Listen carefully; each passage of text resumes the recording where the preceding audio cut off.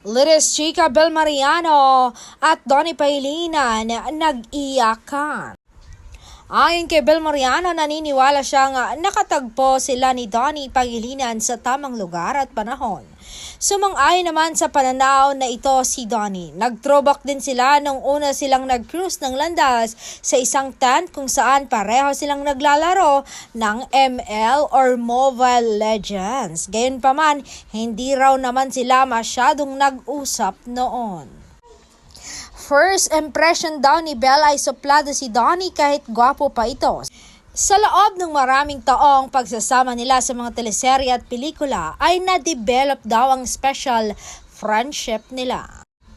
Dumating din daw sila sa puntong sobrang kabisado na nila ang isa't isa dahil araw-araw silang nagkikita. May mga pagkakataon din daw na madalas silang mag-away noon, pero kung nagkakaroman daw sila ng hidwaan ay hindi nila pinalilipas ng araw na hindi nila naayos ang kanilang gusot.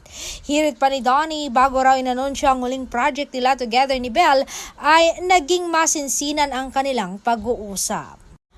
Napag-usapan daw nila ang career path nila na gusto nilang tahakin outside of their love team for their growth as a individual artist. Sa katunayan, naging emotional daw sila at iniyakan ang isa't isa.